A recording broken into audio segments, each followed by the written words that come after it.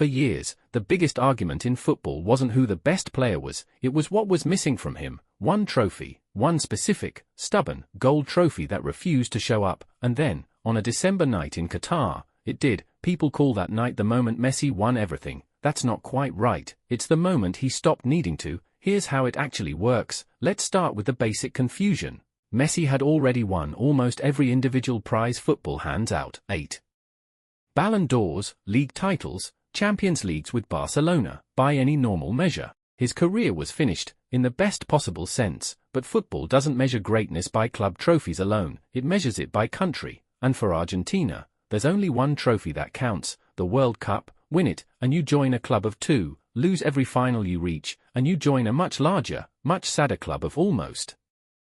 Messi spent over a decade in that second club, 3 major finals lost, 1 penalty shootout away from the trophy in 2014, close enough to touch it, never close enough to hold it. So here's the why. Why did this one trophy matter so disproportionately more than all the others? Because football has an unwritten scoring system, and individual brilliance only counts for half the points, the other half is legacy, and legacy, in Argentina, is measured against one man, Diego Maradona, who carried the country to the title almost single-handedly in 1986. Until Messi matched that, the debate stayed open, forever. Technically, no World Cup, no closure, no peace. That's the rule of 3 nobody tells you about. So the pressure built, every tournament became a referendum. Every early exit got framed as proof he couldn't do it for his country, a phrase that, frankly, ignored about 10 years of him trying very hard to do exactly that. Then came Qatar, 2022, and this is where the loop closes. Argentina reached the final, Messi scored twice, France's Kylian Mbappé, in maybe the single greatest individual final performance in World Cup history, scored 3 and dragged the game to extra time.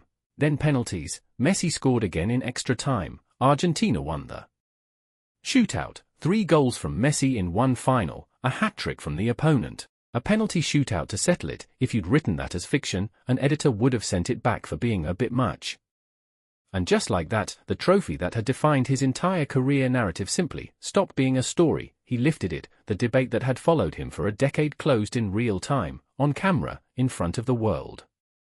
Here's the twist most people miss, though. The World Cup didn't make Messi great. He was already, by every measure that existed before that night, one of the greatest players to ever do this. What the trophy did was remove the excuse, the one-week argument his critics had left. After Qatar, there was no more yes, but just the record, which brings us to now. Messi is still playing internationally for Argentina, deep into his late 30s, in what's being treated as the last lap of an extraordinary run. There's no remaining mystery box to tick, no missing piece left to point at. Whatever happens on the pitch this time around, it happens as the epilogue to a finished story, not a desperate attempt to write a different ending. That's the part people get backwards. They think Qatar was the climax. It wasn't, it was the full stop. Everything since has just been a victory lap that occasionally still produces magic, which, deadpan as it sounds, is a genuinely strange life to live. So here's the whole thing, reassembled.